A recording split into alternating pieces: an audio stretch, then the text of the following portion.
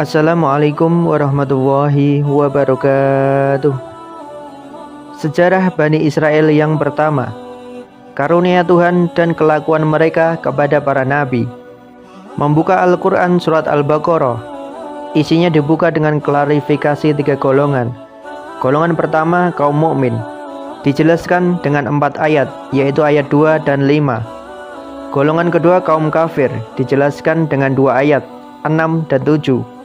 Golongan ketiga kaum munafik dijelaskan dengan ayat ke-13 dan ayat 8 dan 20. Kaum kafir terdiri dari 2 golongan, kaum musyrik pagan dan musyrik ahlul kitab.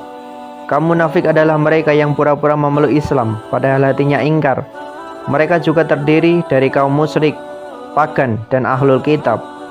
Ahlul kitab yang paling sengit memusuhi Nabi adalah kaum Yahudi. Mereka keturunan Ibrahim dari jalur Yakub alias Israel. Al-Quran menyebut mereka sebagai Bani Israel. Setelah menjelaskan hikayat pengangkatan Adam sebagai khalifah di ayat 30-39, Al-Quran menjelaskan tentang Bani Israel dan kelakuan mereka. Disisipi pesan-pesan umum. Bani Israel dielaborasi panjang lebar sekitar 83 ayat. Ayat 40-123. Pertama-tama Al-Quran mengingatkan berbagai nikmat dan karunia Allah yang mereka terima, lantas menagih janji dan komitmen mereka. Allah selamatkan mereka melalui tongkat Musa yang membelah lautan dari kejaran tentara Fir'aun. Mereka ingkar ketika Musa naik ke gunung Sinai untuk menerima 10 perintah Tuhan. Mereka murtad dengan menyembah anak sapi. Allah naungi mereka dari sengatan matahari dan cukupi kebutuhan pangan mereka dengan manna, sejenis madu, dan salwa, sejenis burung puyuh. Lepas dari kejaran Fir'aun, mereka sampai di tanah yang dijanjikan Palestina. Mereka disuruh memasuki Baitul Maqdis dengan cara membungkuk. Lihat ayat ke-58. Setelah itu banyak adegan buruk Bani Israel yang diceritakan Al-Quran.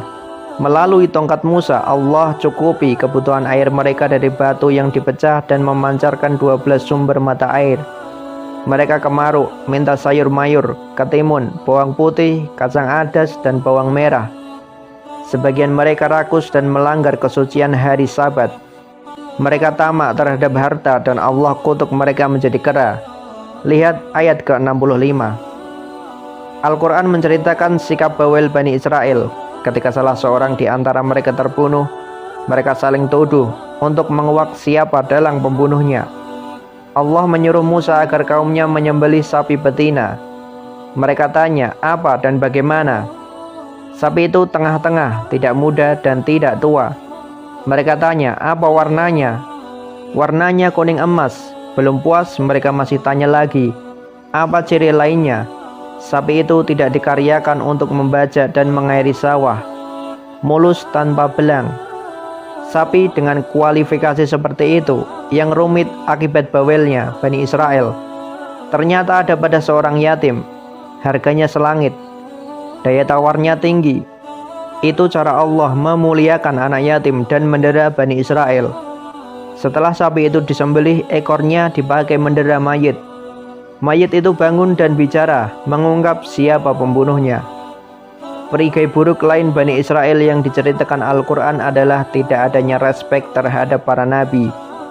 Setelah Musa, para nabi datang silih berganti kepada Bani Israel. Sebagian didustakan, sebagian dibunuh. Konon dalam sehari mereka bisa membunuh 70 nabi. Mereka membunuh Zakaria, Yahya, dan merancang mengeksekusi Isa. Kelakuan mereka yang lain yang dikecam Al-Quran adalah mengubah kitab suci. Perihal ini tergambar dari ucapan Ka'ab al-Ahbar, orang Yahudi yang masuk Islam, sebagaimana tertuang dalam kitab Maulid Tibai. Ayahku mengajariku seluruh isi kitab Taurat, kecuali 1 lembar. Ia simpan dan masukkan ke dalam peti. Ketika ayahku meninggal, aku buka peti itu. Di dalamnya terdapat 1 lembar yang menerangkan seorang Nabi akhir zaman. Tempat kelahirannya di Mekah, hijrahnya ke Madinah, kekuasaannya sampai ke negeri Syam. Mereka tahu perihal Nabi Muhammad tetapi mengunting informasi itu. Sebagian ahlul kitab yang lurus mengakui nama Muhammad dan Ahmad tertulis dalam perjanjian lama dan baru. Quran Surat Al-A'raf ayat 157. Setelah menguraikan kelakuan mereka di masa lampau, Allah berkata kepada Nabi Muhammad, apakah kamu berharap mereka akan mengimanimu? Allah Subhanahu wa Ta'ala berfirman, maka apakah kamu muslimin sangat mengharap mereka agar percaya kepadamu, sedangkan segolongan mereka mendengar firman Allah lalu mereka mengubahnya setelah memahaminya, padahal mereka mengetahuinya. Quran Surat Al-Baqarah ayat 75. Ketika Muhammad kecil dibawa ke Syam oleh Abu Talib, Buhaira, pendeta Kristen Nestorian, menemukan semua tanda kenabian pada anak kecil itu. Dia berpesan ke Abu Talib, bawa pulanglah keponakanmu, jauhkan dia dari Yahudi. Demi Allah, jika mereka tahu dan mengenali Muhammad seperti aku, mereka akan mempersekusinya. Uraian tentang Bani Israel ditutup dengan ayat yang sangat populer di kalangan penceramah. Dan orang-orang Yahudi dan Nasrani tidak akan rela kepadamu Muhammad sebelum engkau mengikuti agama mereka. Quran Surat Al-Baqarah ayat 120. Wallahu a'lam bishawab. Semoga bermanfaat. Wassalamualaikum warahmatullahi wabarakatuh.